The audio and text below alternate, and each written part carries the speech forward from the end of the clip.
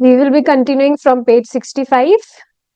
In 1930, Gaur Mohan's health took a turn for the worse, and his family members gathered around him, thinking that his end had come. Abhay had been in Bombay on business, and it was late when he reached Allahabad and knocked on the door. Gaur Mohan told his daughter Rajeshwari, "Open the door. Abhay has come." She replied, "No, he is in Bombay." Gaur Mohan repeated, "I tell you that he has come. You open the door." It was about midnight. She went downstairs, opened the door, and found that her brother had indeed come. Abhay went to his father. "How are you?" "I'm all right." Gaur Mohan replied, "You just take rest for the night." The next morning, Abhay called the doctor. "How your father is living, we don't know," the doctor told him. "He has practically no pulse. He has been living without food for several months." Abhay asked his father, "What is your wish? Tell me." "What are you asking?" His father replied. "Has the doctor told you anything?" Abhay said, "No, I am asking because I am staying in Bombay and you are here. So if you have any wish, any intention, let me know. I am here. I am here for you." Gaur Mohan told him to give their cow to the Allahabad Gaudiya Mutt. So Abhay took the cow along with her calf and donated them to the mutt. Then again he asked his father, "Have you got any other wish?" And again his father asked, "Has the doctor told you anything?" "No, no, I am simply asking because for my business I have to go." Then Gaur Mohan said, "Invite all the Gaudiya Vaishnavas of Allahabad and other Vaishnavas also, and them let them chant Hari Nam in evening, and you supply them with good food. This is my wish." Abhay arranged it, and in the evening the Hari Nam started. At 11 o'clock of all of them took prasadam and left. That night Gaur Mohan passed away. तो देखिए क्या बताया जा रहा है 1930 में गौर मोहन अभय के जो पिताजी हैं उनकी तबीयत थोड़ी मतलब खराब होने लगी. उनके जो फैमिली मेंबर्स थे दे जस्ट गैदर्ड टुगेदर, सब साथ में आए. और यहाँ पर जो अभय थे वो बॉम्बे में थे, अपना बिजनेस वगैरह करने में थे. लेकिन फिर क्या हुआ, रात को उन्होंने गेट बजाया, किसी ने गेट बजाया इलाहाबाद में.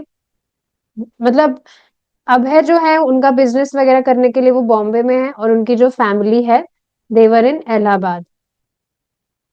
तो गौर मोहन जो है उन्होंने कहा राजेश्वरी से, उनकी जो बेटी है राजेश्वरी, कि गेट खोलिए, अभय आ गए हैं. तो उन्होंने कहा नहीं, वो तो बॉम्बे में है.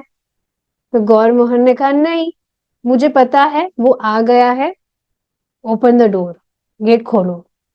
तो रात, आधी रात की बात थी. नीचे जाकर उन्होंने जब गेट खोला तो उन्होंने पाया कि सच में उनके जो भाई हैं वे आ गए हैं. अभय अपने पिता के पास गए और उन्होंने पूछा कि आप कैसे हैं. तो उन्होंने जवाब दिया कि मैं ठीक हूँ, बहुत रात हो गई है, now you may just take rest. तो अगली सुबह जब अभय डॉक्टर के पास गए, उन्होंने डॉक्टर को बुलाया, घर पे बुलाया था. तो जो डॉक्टर डॉक्टर था वो भी सरप्राइज था. उसने बताया कि मुझे नहीं पता आपके पिताजी कैसे जीवित हैं. He has practically no pulse. मतलब जो नर्व्स वगैरह चल रही होती है वैसा कुछ भी उनका हो ही नहीं रहा है, फिर भी पता नहीं वो कैसे जी रहे हैं. और काफी महीनों तक बिना खाना खाए जी रहे हैं. तो अब है, जाते हैं अपने पिता के पास और उनसे पूछते हैं कि आपकी क्या इच्छा है, मुझे बताइए. तो उन्होंने कहा, क्या डॉक्टर ने तुम्हें कुछ बताया है? तो उन्होंने कहा नहीं, मैं पूछ रहा हूँ क्योंकि मैं बॉम्बे में रह रहा हूँ और आप यहाँ रह रहे हैं. तो अगर आपकी कुछ इच्छा है तो आप मुझे बता सकते हैं, मैं यहाँ हूँ, मैं आपके पास हूँ. तो उन्होंने कहा कि हाँ, आप एक मतलब जो गाय है वो इलाहाबाद में जो गौड़िया मठ है वहां पर आप दे दीजिए। तो अभय ने ऐसा ही किया, उन्होंने एक गाय ली अलोंग विथ हर काफ और उन्होंने मठ में उसे डोनेट कर दिया। फिर वापस से उन्होंने अपने पिताजी से पूछा कि क्या आपकी कुछ और इच्छा है। फिर उन्होंने फिर से पूछा कि क्या आपको तुम्हें डॉक्टर ने कुछ बताया है। उन्होंने कहा नहीं, मैं ये इसलिए पूछ रहा हूँ क्योंकि मुझे मेरे बिजनेस के लिए जाना रहेगा। तो उन्होंने कहा कि ठीक है, जो गौड़िया वैष्णव है, वैष्णवाज हैं इलाहाबाद के, आप उनको इनवाइट कीजिए और सब साथ में हरि नाम करिए और फिर बाद में आप उनको अच्छा प्रसाद दीजिए, ये मेरी इच्छा है।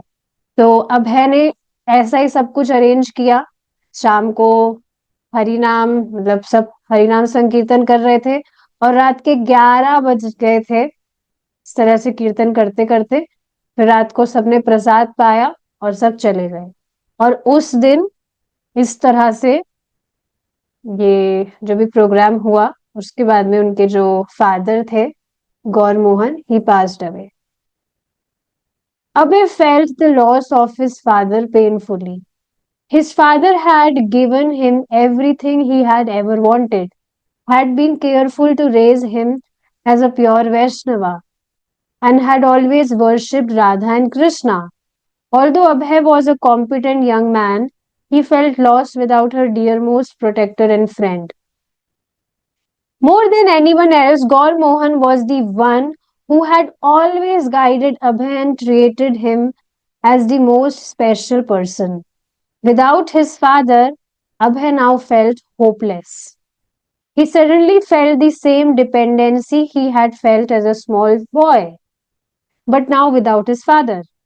The one who had always treated him as a pet son deserving all loving attention, the one who had given him whatever had wanted, and who had literally prayed to every holy man he met that his son become a great devotee of Srimati Radharani.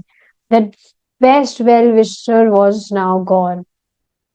तब अगर अभय को like जाहिर सी बात है, he was feeling pen. उनके जो पिताजी थे अब वो नहीं रहे थे। तो इसमें बेसिकली यही बताया जा रहा है कि उनके पिताजी ने हमेशा अभय को जो भी चाहिए था हमेशा उनको ला कर दिया। और हमेशा ही वॉज वेरी केयरफुल कि जो अभय है ही बिकम अ प्योर वैष्णव। हमेशा उनको वैसे ही ट्रेनिंग दी उन्होंने। हाँ, वो हमेशा राधा एंड राधा कृष्ण भगवान की सेवा करे। तो although Abhay was a competent young man, लेकिन फिर भी उनके जो बहुत ही प्रिय प्रोटेक्टर और मित्र थे उनके पिता, वो अब चले गए थे। सो ही फेल्ट लॉस्ट। गौर मोहन से ज्यादा कोई भी उनके जीवन में कोई व्यक्ति नहीं था जो अभय को इस तरह से अच्छे से उन्होंने गाइड किया हो।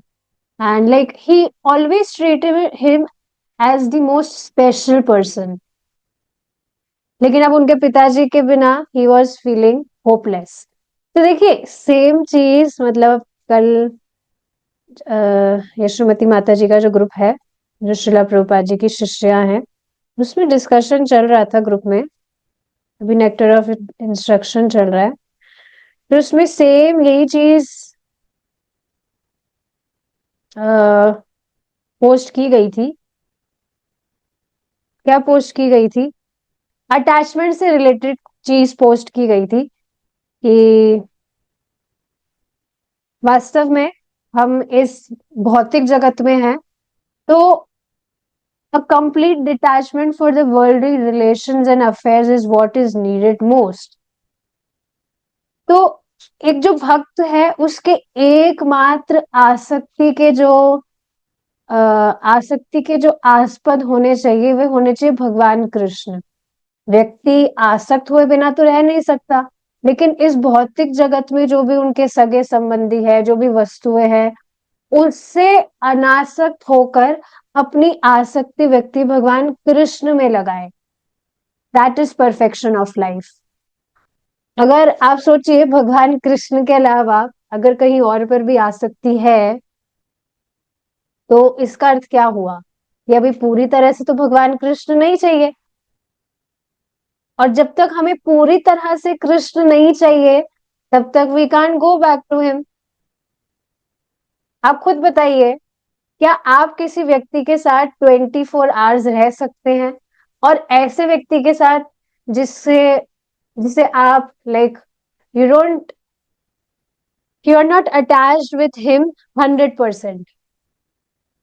जबकि आप देखेंगे, अगर हम किसी व्यक्ति के साथ आसक्त भी हो, तब भी हम उसके साथ में 24 आवर्स तो नहीं रह सकते हैं। Is it not? We will always need some break. कुछ अकेला हमें चाहिए, होता ही है ऐसा। तो उसी तरह से, लेकिन बात यहाँ पर क्या आ रही है कि व्यक्ति जब तक कृष्ण से पूरी तरह से आसक्त नहीं होगा, तब तक मतलब कृष्ण के अलावा भी उसे कोई और चाहिए ना, कुछ और चाहिए। तो बेसिकली यही चीज है कि मेन हमारा जो इम्पोर्टेंट चीज है वो क्या है, कि इस भौतिक जगत से हम अनासक्त होए, हमारी आसक्ति सिर्फ और सिर्फ कृष्ण में हो। तो इसी से related I shared my thought. क्या थॉट मैंने शेयर किया कि मतलब ये जो अटैचमेंट वाली चीज है, ये मुझे कुछ दिनों से थोड़ा डिस्टर्ब कर रही है। जैसे पहले क्या था, लाइक कुछ महीनों पहले की बात है, I was being rude with those people who were not accepting Krishna consciousness. मतलब एक अजीब सी, मतलब एक रूडनेस सी थी, थोड़ा स्ट्रिक्टनेस, या जो भी चीज कहिए, मैं मतलब थोड़ा सख्त थी, और अभी भी थोड़ी बहुत हूँ। मतलब I am still working on it. पर हाँ, अब पहले से ज्यादा, बहुत ज्यादा इम्प्रूवमेंट है। पहले मतलब मैं बहुत ज्यादा परेशान हो जाती थी, मैं चिढ़ जाती थी, ये क्यों नहीं समझ रहे, क्यों नहीं समझ रहे कि इनको भक्ति करनी चाहिए, भगवान का नाम जप करना चाहिए, श्रवण करना चाहिए। Why are they not understanding? तो मैं थोड़ा चिढ़ जाती थी, थोड़ा गुस्सा भी कर देती थी। बट आफ्टर हियरिंग कॉन्स्टेंटली, श्रवण करने से मालूम चला, एक्चुअली ऐसा नहीं था कि ये चीज पहले नहीं सुनी थी, पर बार बार सुनने से ये चीज एकदम फिक्स होती गई दिमाग में। कोई भी व्यक्ति अगर भगवान कृष्ण को परम ईश्वर के रूप में स्वीकार नहीं कर पा रहा है, तो ये उसके, बेचारे उसका कुछ दोष ही नहीं है। उसका पहले का ही ऐसा कुछ कर्म रहा है, जिसकी वजह से वो खुद बाउंड है उस तरह से एक्ट करने के लिए। तो देखिए, वास्तविक में जो कंपैशन है वो क्या है, कि आप सभी जीवों का भगवान कृष्ण से संबंध देख पा रहे हैं, और उस उनका जो भी क्वालिटी है, जो भी उनका कैलिबर है, जो भी उनकी गुणवत्ता है, उसके अनुसार आप उनको कृष्ण से जोड़ने का प्रयास करिए, क्योंकि सभी का लेवल सेम नहीं होता है। So I was doing this mistake earlier, कि सबको मैं मतलब एक ही चीज बता रही थी, कि आपको बुक पढ़ना पसंद है, अच्छा आपको बुक पढ़ना पसंद है, आप स्पिरिचुअल बुक्स पढ़ते हैं, ठीक है, आप इस तरह से ट्राई करिए। तो सबके साथ ही मैं ऐसा करती थी। लेकिन कुछ लोग थे जिनके लिए हियरिंग करना, एक जगह बैठ के हियरिंग करना, इट वॉज वेरी डिफिकल्ट। कुछ लोगों के लिए चैंटिंग करना वॉज डिफिकल्ट। तो ये बात समझने वाली है कि लोगों की जैसी जैसी प्रवृत्ति होती है, उसके अनुसार उनको कृष्ण की तरफ मोड़ा जाना चाहिए। सबकी चेतना अलग अलग है। सो यस, नाउ अब क्या हो रहा है, जैसे अब मैं इसी तरह से ट्राई कर रही हूँ कि व्यक्ति की जैसी प्रवृत्ति है, उसको उसके अनुसार I am trying them to turn towards Krishna. तब क्या होता है, कोई भी व्यक्ति डायरेक्टली या इनडायरेक्टली कैसे भी भगवान कृष्ण की सेवा में लगा है, so it makes me very joyful. मतलब बहुत मुझे खुशी होती है, बहुत प्रसन्नता होती है कि कोई भी व्यक्ति कैसे भी भगवान की सेवा में लगा है। तो अब जैसे देखिए ये जो बात है ये थोड़ी पर्सनल हो जाएगी, but still I want to share it with all of you. जैसे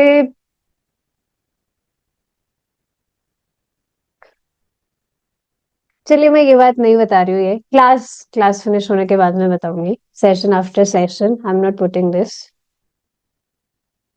तो बस ये जो अटैचमेंट वाली चीज थी ये मुझे शेयर करनी थी कि जो कंपैशन है वो हमारा अटैचमेंट में कन्वर्ट ना हो जाए, इस पर हमें ध्यान देने की जरूरत है। अटैचमेंट आप व्यक्ति मतलब भगवान कृष्ण की सेवा में लगा है, उससे अटैचमेंट होना बहुत अच्छी है, और भक्तों से तो अटैचमेंट होना ही चाहिए। लेकिन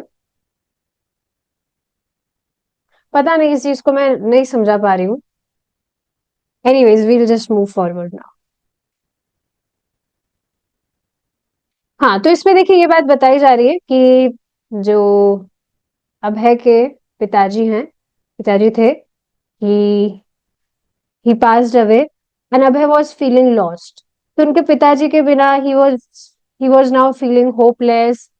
और जैसे एक जब वो छोटे थे, when he was a small boy, तो उस समय जिस तरह से वे अपने पिता पर आश्रित थे, तो उस तरह का आश्रय ही, उस तरह की डिपेंडेंसी ही अब वे महसूस कर रहे थे, लेकिन अब उनके पिता उनके साथ में नहीं थे।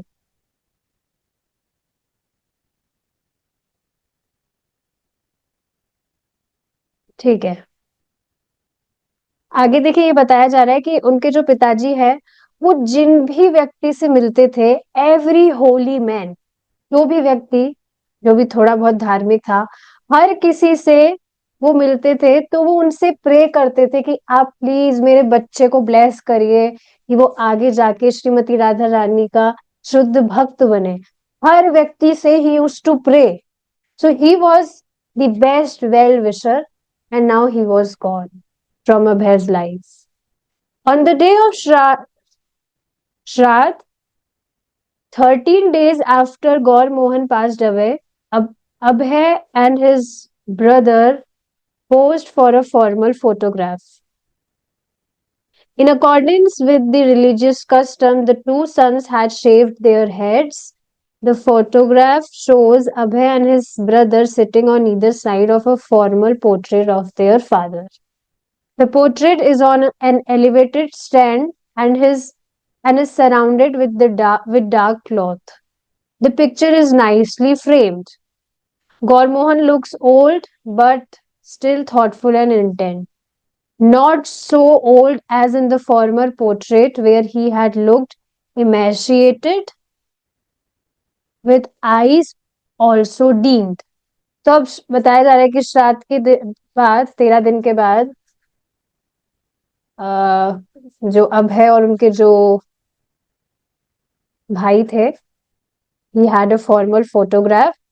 और जैसा कि मतलब ये एक प्रथा कहिए कि इस तरह से जब पिता देह छोड़ देते हैं तो उनके जो पुत्र होते हैं, they have to shave their heads. तो उस तरह से उन्होंने करवाया था।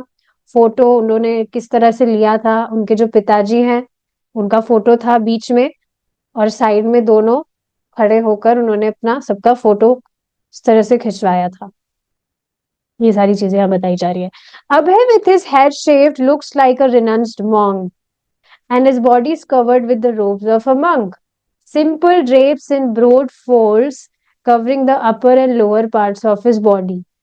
He looks quite different than he had in the picture that was taken in the same place with the same rough carpet on the floor years before.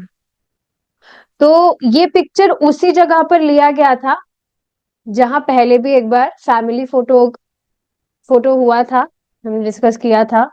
इस बार जो अभय थे with his shaved head, he was looking like a renounced monk. और देखिए इसी पर आज सुबह ही मैं विचार कर रही थी, कुछ टाइम पहले की बात है। आप देखेंगे जब व्यक्ति भक्ति करता है तो एक अलग ही सौम्यता उसके चेहरे पर दिखती है। Can you relate with this? लेकिन जो कोई सामान्य व्यक्ति है, आप देखेंगे, मतलब ज्यादा उसकी उम्र भी नहीं हुई हो, लेकिन फिर भी मतलब एक चेहरे पे मतलब एक अजीब सी ही चीज दिखती है। ये चीज मैंने कब नोटिस की थी, अभी कुछ दिन पहले एक माता जी आई थी। So she chanted one round with me. So she was sitting. पहली बात तो जैसे ही कमरे में आई यहाँ पर, तो इतना तो परफ्यूम लगा कर आई थी पूरा। मेरा तो मतलब दिमाग में चढ़ गया था वो। I really don't like smell of these perfumes and all. तो इतना तो उन्होंने परफ्यूम लगाया हुआ था, और ऊपर से जो भी मतलब जो भी फेस पाउडर वगैरह होता है। But anyways, I am not talking about those things. मैं ये बताना चाह रही हूँ कि भक्ति करने से आप देखेंगे जो भक्त है वो एकदम सिंपल रहते हैं, कुछ मेकअप वगैरह भी नहीं करते हैं, और एक अलग ही सौम्यता उनके चेहरे पर होती है। ये भक्ति का प्रभाव है। आप देखिए ना, कितनी सुंदर चीज है ये, कितनी मतलब प्रभावशाली है भक्ति।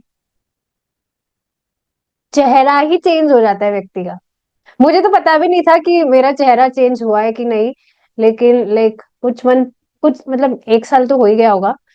प्रभु जी ने एक बार कहा था कि मेरा पूरा फेस ही चेंज हो गया।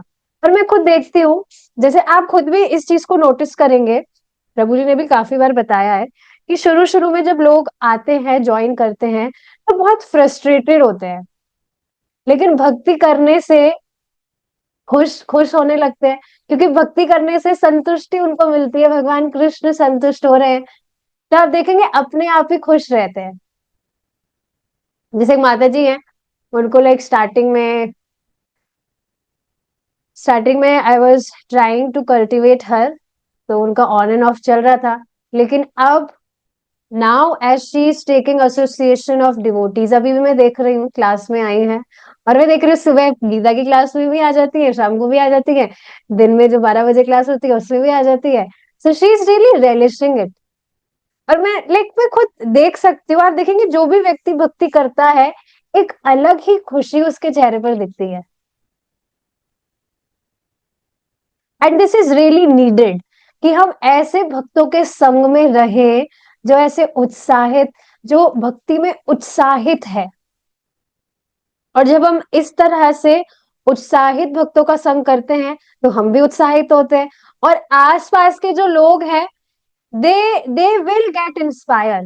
ये कुछ कर नहीं रहे हैं, फिर भी ये खुश है, इनके पास में कुछ है नहीं, कुछ भी ना घूमने फिरने जाते हैं, ना होटल में जाते हैं, फिर भी ये खुश रहते हैं। So this way people get inspire. तो बहुत ज्यादा जरूरी है कि हम ऐसे भक्तों के संग में रहें। हम खुद भी उत्साहित रहेंगे, और हम दूसरों को भी प्रेरणा दे पाएंगे कि वे भी भक्ति भक्ति करें, भक्ति में आए। तो यहाँ पर बताया जा रहा है कि जो अभय है, with his head shaved, was looking like a renounced monk, covered his body with the robes of a monk, और मतलब बिल्कुल डिफरेंट लग रहे थे। जगह वही थी जहां पर उन्होंने पहले फोटो लिया था, लेकिन अब बिल्कुल he was looking quite different. In that picture, with his wife and children gathered around him, he was very much the young householder, surrounded by his responsibilities of family, and looking like he knew how to conduct himself well and move energetically in the world. But in this photo, although his children are present, they are seated unattended on the floor.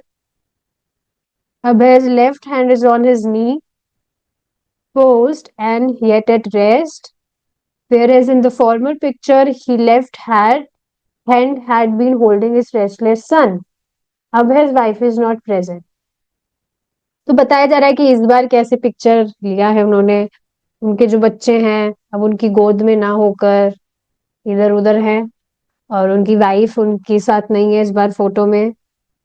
And पहले वाला उनका जो photo था उसमें he was looking very energetic, लेकिन अब he was looking completely different. In this picture, Abhay looks striking. One cannot tell that he usually has a head of hair and a mustache, which he has only recently shorn for the mournful observance of his father's passing away. Instead, this seems to be his natural appearance. तो अब जब अभय इस, क्या कहेंगे, अवतार, not अवतार exactly exactly, पर हाँ जिस मतलब अब भेष में थे कहे, तो ऐसा लग रहा था कि वास्तव में यही इनका नेचुरल अपीयरेंस है। कोई बता ही नहीं सकता था कि पहले ये ऐसे व्यक्ति रहे थे जिनके बाल थे, मूछें वगैरह थी। कुछ भी कोई बता ही नहीं सकता देखने के बाद में। अभी उनका जैसा था इट वाज स्ट्राइकिंग। अभी उनका जैसा लुक था इट वाज स्ट्राइकिंग। एंड ऐसा लग रहा था कि ये इनका नेचुरल है, इस तरह से जैसे में है। There is a mysterious spiritual air about him, as one might expect in a meditating saint. His look is neither agitated nor cheerful nor sorrowful. तो देखिए इसमें क्या बताया जा रहा है कि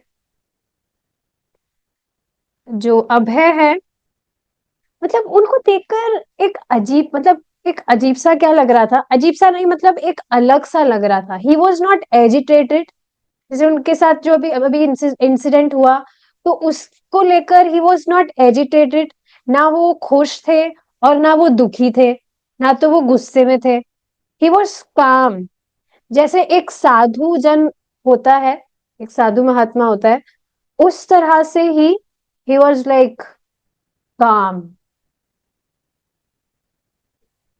It is peaceful and knowing, as if he has suddenly become a sadhu on the day his father has passed away.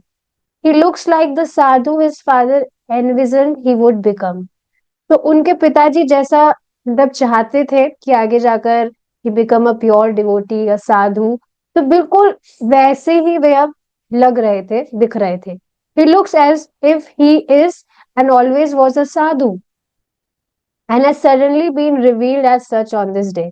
ऐसा लग रहा था कि वे हैं और वे हमेशा ही साधु ही रहे हैं, और लेकिन अब उनकी ये जो वास्तविकता है वो अब प्रदर्शित हो गई है.